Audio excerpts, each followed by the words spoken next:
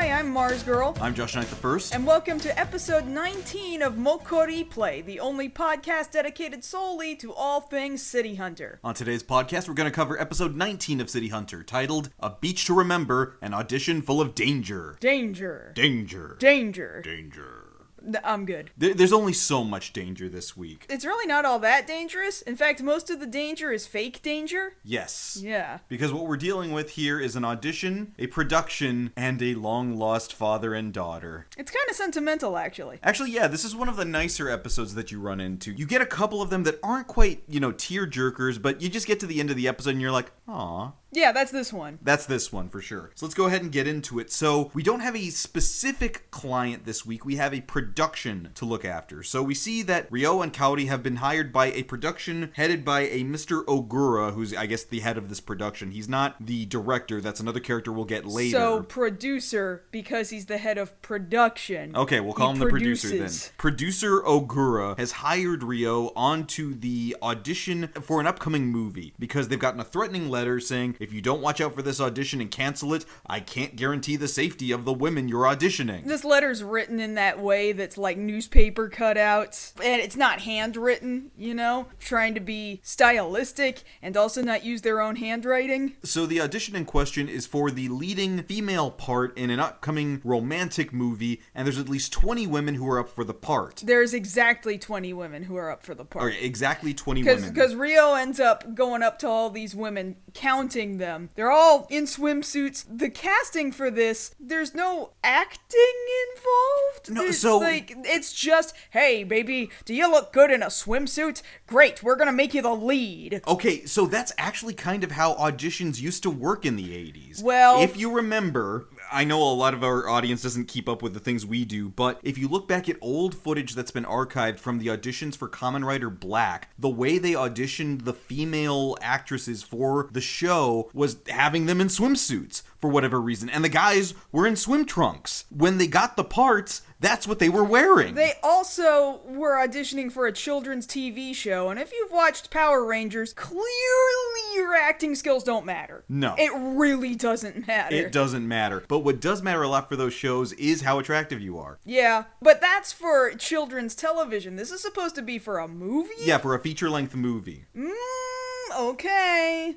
Now, clearly these women are all very attractive because Ryo is voicing out to Kaori just how much he's attractive to them, even going so far as to use the term MokkoriPlay. Well, kind of boing, he kind of ends it at the boing, not with a G at the end. MokkoriPlay. But he's really saying like, oh, they got some jiggle to them. Yes, the women are jiggly and I am happy. Now, in specific for this episode, we're going to be following around one particular female by the name of Etsuko Kashima, who is 16 years old and very much, to me at least, resembles Ami Mizuno from Sailor Moon. We do not know at this moment she is 16. In fact, we literally don't know her age until about the last minute and a half of the show. Yes, but I believe it's important to mention that up front to cover all of Ryo's behavior. Yeah, because he does hit on her. You can't entirely dismiss that. Like, you can say, oh, well, he didn't know how old she was. Well, maybe a guy like Ryo should start asking people. He asked last week. That's why I bring it up. He needs to start asking more people, how old are you, before he starts doing this shit. And that's the thing. He did it last week. And he made sure everything was good to go. This week, he didn't check. I mean, thankfully, nothing happened. I don't think he even touched her, really. No, he didn't. Thank God. Okay. But he did keep impressing upon her that he wanted to date her. So, that's kind of weird. It's that same kind of feeling you get when you listen to that song from Sound of Music, You Are 16 Going on 17. Yeah, but at least the dude singing says, I am 17 going on 18, and that's an age-appropriate relationship. And Ryo, as we've discussed before, is clearly in his late 20s and or early 30s. Yeah, kind of a bummer. So officially, Ryo and Kaori have been signed on as the bodyguards for the 20 women for this audition. Unofficially, to all of the women who are auditioning, they are just seen as the caterers for this big event that they're having. Well, technically it's official. They're the caterers. But officially for the production, they are the bodyguards. Yes. Producer Ogura is aware of this. He hired him. Yes, I'm Just not the arguing women- with that. Just the women don't know. Exactly. But officially on paper, they're the caterers. Officially on paper, Ryo's peeling potatoes. But he doesn't want to peel potatoes, and he jumps out a window He's saying... like, F this, I'm going to the beach. He makes a very beautiful dive straight Yes. out the window. Very comical. Frog dive. Very cartoony. It's very the opening, one of the classic openings of Lupin the Third, where Lupin jumps out of his entire suit and underwear. It's that same shape that he makes with his body. Yeah. Yes. So after he Lupin dives out of the window and heads for the beach, he sees that there is a beautiful woman down there who he kind of recognizes but isn't sure. And it is the woman we mentioned before, Etsuko. Well, this time, he's not really sure before because he saw Etsuko earlier wearing glasses. And he's like, oh, well, she's cute, but she's not, like, hot like everybody else. But now she's not wearing her glasses. And now she's wearing her swimsuit. Yeah. So it's like, oh my god, you beautiful. What's going on? And when Ryo approaches her, she looks at him, and of course she's not wearing her glasses. So the first thing coming out of her mouth, Dad? And the last thing you want is to be seen as somebody's parent, unless you're into that thing. Not trying to kink shame today, but just weird. I don't know, it's a weird place to start from. Yeah, it's a weird place to start. So Ryo questions, well, what are you doing out here on the beach? Shouldn't you be with the other women auditioning? And she answers, oh, well, a long time ago, my parents met on a beach, and, you know, they were supposed to get married, and they didn't get married, they got driven apart, but my mom was already pregnant with me, and then she had me, even though everybody around her said that she shouldn't, and then she had a really hard life, and she died, but now I just want to meet my dad, and I'm pretty sure my dad's the director of this movie that is being casted for right now. So she doesn't say all of this right here. It takes her a little bit to reveal this information, but in general, that's what we're dealing with here. The bulk of this episode is going to deal with whether or not she can reveal to director Yoichi Shibata that he is in fact her father, and she is his offspring from the woman he loved once and could never love again. Because, you know, they were driven apart and she's dead now. That's awful. It is That's awful. an awful way for you to even say it. It's what happened, though. It's unfortunate. So in trying to keep up appearances, Ryo makes breakfast for all the women the next morning, gives them this huge, like, breakfast buffet spread. Like, it looks really good, actually. yeah, like, Golden Corral ain't got nothing on Ryo. Ryo can kind of cook if he feels like it. If he feels like Yeah. it. And I wonder if he doesn't use that against Kaori sometimes. Like, there's some things he can cook better than she can. You know, I have been learning about that as an abuse tactic, where the partner just pretends that they are incompetent and makes the other person do a bunch of stuff. I can unfortunately see Ryo doing that to Kaori. That is very sad. Yeah, that is unfortunate. But the other unfortunate thing here, in addition to that, is that most of the women, at least 19 of them, do not want to eat that food because they're trying to watch their figures for the upcoming audition. Nobody eats all this food right before an audition. We're just gonna get fat. I want a salad! And Etsuko's over here like, hey, give me another steak. This is great. You need your energy. I'm eating this. This is delicious. To which Ryo's like, you're my angel. And you know what? That's real right there. Yeah. If you can enjoy the food that is put in front of you, that is endearing to at least me, objectively just for me. I understand that. Like, if you made a whole bunch of food for somebody and they just straight up didn't want to even try it and just could not finish it, that would be super insulting. But before Ryo can continually make moves on Etsuko, which again he shouldn't, Kaori goes ahead and puts him on chore duty, even more so than he had before. So yes, after another interlude at the beach, Etsuko does mention that yes, just a year ago her mother unfortunately passed away, and now left with no parents, she should technically still have the ability to talk to Shibata and tell him, hey, guess what? I'm your child. But she's very, very nervous about that because she doesn't know how he's going to take that information. Mm-hmm. So that night, a party is thrown for all of the auditioning women, which is weird that they're having all of this big to-do leading up to it, which makes sense a little bit later. But they tell the women, okay, well, we're trying to hype you up for this thing. We brought you guys a big-ass cake. I mean, you're talking about it like it's weird, but I mean, take for example, The Bachelorette or The Bachelor or whatever. They bring in all the dudes and they have them all have a nice time and a good time, like right out the gate, but they can't keep all of those dudes. Well, no, you're right, but this isn't exactly Well, I guess if you put it that way, it is kind of that. It's casting for a marriage. Well, in this particular case, it's casting for this movie where all of the women mention that one of the reasons they're very much trying to audition isn't just for the fame and the fortune. It's very much for the star of the movie, an actor by the name of Hyuga, which is kind of funny. The way they spell it on screen is Hiyuga, but the pronunciation is Hyuga. Well, that's what it sounds like to me. It's entirely possible that everybody's pronunciation is just so fast that the I and the Y sitting right next to each other just kind of blend together. But in my ear, I'm hearing Hyuga every time they say his name. Like, we ran it back a couple of times, and that's the way I heard it as well. I know. But yes, all of the women are vying for this position because they really want to work with this guy because he's really attractive. And also apparently really famous. Famous and attractive, yes. But unfortunately for them, the plane carrying both director Shibata and Hyuga has been delayed, so they're not going to show up this evening, but at least they've got this big-ass cake, which they light, and unfortunately it starts sparkling. Well, the second they light it, somebody comes running out like, hey, we just got word that the cake is a bomb! Oh my god, like, you couldn't have told us this like 3 seconds sooner. Like, really. So not only are they trying to have cake by the ocean, the cake is also a lie. Josh, it's 2022. Yes, and I am an old man. Oh my god. Okay. So, clearly, we have to deal with the exploding cake, or the perpetually exploding cake. So, Kaori, which I must mention, she's wearing that same nice outfit she was wearing last week, with the blue undershirt and the purple pants. With the nice bi energy? Yes, that one. She's wearing that again. So, who knows? Kaori's on the prowl. Good for her.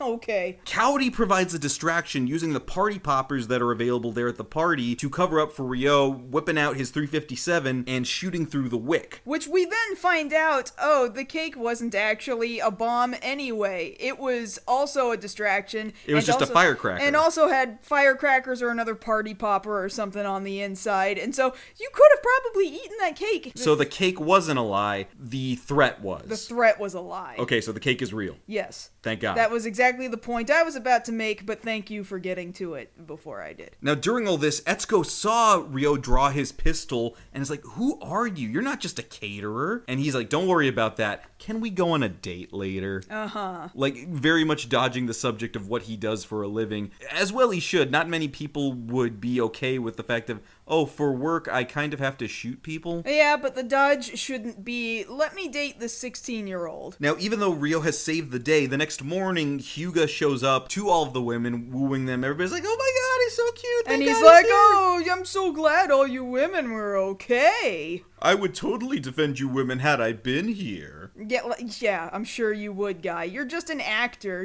You're not anybody's real hero. Now, that's not to say that some actors don't do that, given the situation that they could step up and be a hero. It's very few and far between. Sure. And of course, with Hyuga there, he's taking all of Ryo's thunder, nobody's thanking him, and he's just there sulking next to Kaori like, well, I'm the one who saved everybody. And he's like whimpering. Yeah, just sniffling, and his lip is quivering. Yeah, and it's really funny. It's super cartoony. Very much a cartoon. But now the day has come for the audition. Ryo and Kaori are checking out the stage. Etsuko is still very shy, not sure what she's going to do. Ryo checks to see, oh, are there any women behind this curtain? And there, behind that curtain, is director Shibata. Now, Shibata notices that Etsuko is also there, but he doesn't really pay her much mind, like, oh, is she auditioning too? Whatever. And he just walks off, and Ryo questions, well, why did you hide yourself? He questions Etsuko. Yes. Why did you not come out and say something? To which she's like, well, I'm just in my bathing suit. I wasn't ready for that. I got to do this my own way, on my own terms. Yeah, I imagine if you're meeting your dad for the first time, it's kind of weird if you introduce yourself while only in a swimsuit. Yeah. That would be really weird. Yeah. Like, the last thing you want is this to edge in on, like, old boy territory. None of that. I'll take your word for it, because I've never seen Old Boy. Be thankful. Okay. I already kind of know what you mean, but yeah. Thankfully, none of that here. None of that here. But while Ryo and Etsuko are meeting Shibata, Kaori, who is still checking out the stage and is kind of above everything, overhears a conversation that she wasn't meant to. This whole threat that has been levied against the production is one giant scam. Right, and so what's his actor dude face? Hyuga, right, because we can't remember whether it's Hyuga or Hyuga. I think it sounds like Hyuga. Hyuga. Hyuga. Is it Hyuga or Hyuga? I don't know. Let's go with their spelling. So it's Hyuga. Anyway, that guy. That guy. He's got a boss, like his own producer or something. Like, who is that guy exactly? No, that's Ogata. Oh, that's Ogata. So he's talking to Ogata backstage. Hyuga is talking to Ogata backstage. Yes. And they're discussing, yeah, so now we're gonna really ramp up this competition. We're gonna get everybody excited, and somebody's gonna come out and try and kidnap one of the girls on stage and hold her hostage, and then you're gonna come out, Hyuga, and you're gonna punch him in the face, and you're gonna save the day, and everybody's gonna be real excited about the movie and about you. Yeah, we're gonna set this whole thing up. That's what this has been the entire time, was a big setup so that Hyuga can be a hero, and this movie can have a whole bunch of drive for it, and he can be even more famous and even more popular. To which Cowdy, overhearing this, is like, that son of a bitch. Like, she doesn't say that, but she's got that look on her face. Yeah. And so she informs Rio, okay, this is what's going down, and they very quickly formulate a plan. So what happens is the girls start walking the catwalk, which I guess is part of the audition process, In their swimsuits. in front of this giant crowd in like this open air stadium. Yeah, it's the most packed crowd I've seen for that kind of an event. Like, it looks like Woodstock, but for this swimsuit. It's like Woodstock meets Miss America is what this looks like. Yeah. Or Miss Japan in this particular case. Right, of course. All 20 of them get out there. Etsuko being the last one. Etsuko's the very last one, and she's like, all right, director guy, just look at me and realize I'm your daughter without me having to say something. And he kind of doesn't, but he is like, she makes me feel nostalgic. Anyway. And Hyuga hears him saying that, like, nostalgic. She's not that kind of girl that I want in my movie, so we're not even going to consider her. And so right before the hired hostage guy is supposed to take the stage, a guy in a bat mask drops from the top of the stage down. And we cannot stress enough, this is an incredibly realistic looking bat head. Yeah, It's not a Batman mask. It's not like a fuzzy bat. It's like a bat. It's like got teeth and the big ol' eyes and the huge ears. It looks like a bat. But from the neck down, it's Ryo Saiba. Right. He kidnaps Kaori because Kaori's in on this whole situation. And Hyuga is like, this isn't the person we said we were going to have held hostage. Now, it's important to note before we get any further, while Kaori was overhearing them talking about this whole setup, they said, now, if a couple of the girls get roughed up, it doesn't matter. It's going to look great. It doesn't matter whether or not they're actually safe. Just really make it look good.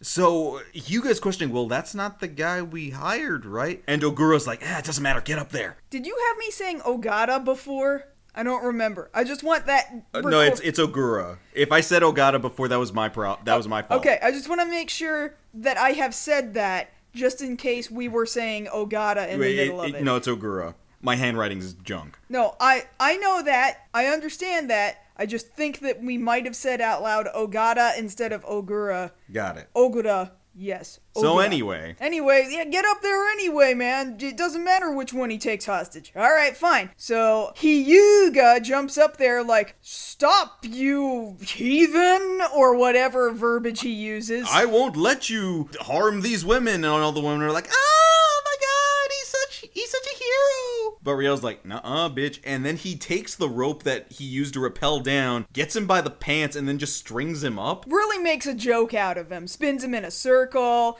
I really wish that it had stopped spinning and he had just vomited on the ground. Well, this isn't Snake Eater, unfortunately. No, it isn't. But Ryo's like using the scary Batman voice. Okay, now you're gonna tell everybody what's really going on? He really spills the beans so fast, like without hardly doing anything to him. You just spun him in a circle in the air, and that's all it took. Like maybe 3 to 5 rotations. No, he rotated a lot. You saw the blur because he was spinning so fast. So let's say 15 to 20. 15 to 20. He hasn't thrown up, though. It's crazy. I think he should have thrown up. Anyway, but he did spill his guts. He did spill his guts. Okay, it was all a setup. It was supposed to make me look good. Yeah, and you said you were cool with getting them roughed up, didn't you? Yeah, we all said that. I'm sorry. And Ryo takes off the bat mask, pulls his gun, and is like, we ain't down with that. Homie don't play that. And he pops Ogura in the face twice with thankfully what isn't actually his 357 Magnum. It's just a toy gun. And it has corks? Yeah, like two cork bullets going up his nostrils. Cute. It's a cartoon. Whatever. But basically, this whole stunt here, the way Ryo and Kaori have had it go down, has basically shut down the production. Because Shibata was not aware of any of this, and once it's revealed by Hyuga on stage that this is everything they were doing to try and hype it up, he's like, hey, this isn't what I signed up for. I'm out. Now, we don't see, like, any of the audience reaction, really. It's just Shibata's reaction, and then we cut to the next scene. You imagine there'd be more fallout from something like that. Well, I mean, I think delaying the production's a pretty big fallout. Like, it has canceled the whole thing. Auditions are over. Nobody was technically chosen, certainly not at that moment in time. And just so we don't miss that, the actual thug who was supposed to show up on stage, Ryo just beat his ass and left him in the bathroom. Yeah, that was it. Just to kind of tie up that loose end. Yeah, just so y'all know, Ryo beat his ass.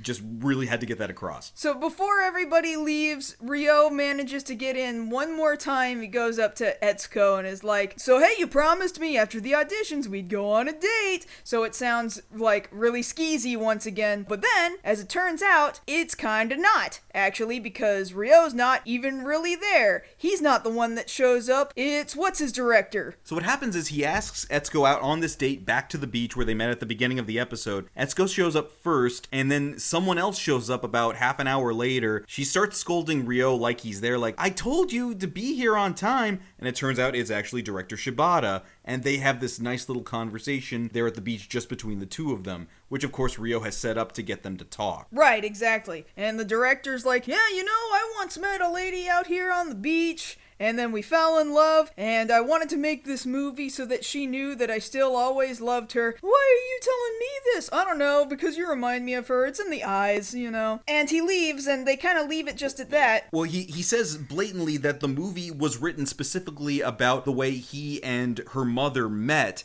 and so this is basically his love letter to them, and he's hoping that she will eventually go see it and maybe reach out to him because he doesn't know she's passed away. It's pretty shitty. He kind of doesn't. He has no idea the woman that he's loved, that he's trying to reach back out to again, isn't even alive anymore. That kind of sucks. So after he says all this, Etsuko's finally filled with emotion, and she's looking at him with these glassy eyes, and she starts trying to say, I'm your...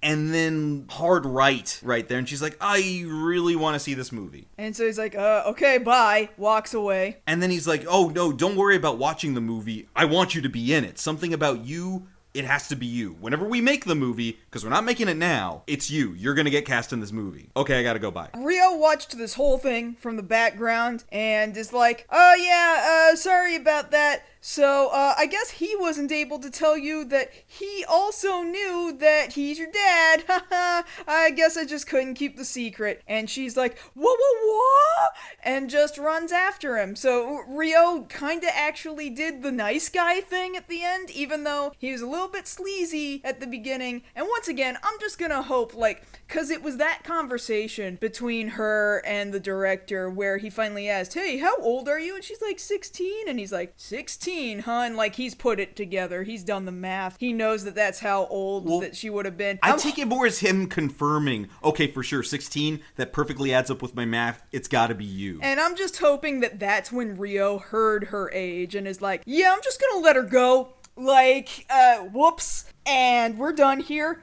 Why don't you go after your dad? I'm just gonna let you go and do this, because it's the right thing to do. And nobody has to know that I said anything to you earlier in this episode. Bye.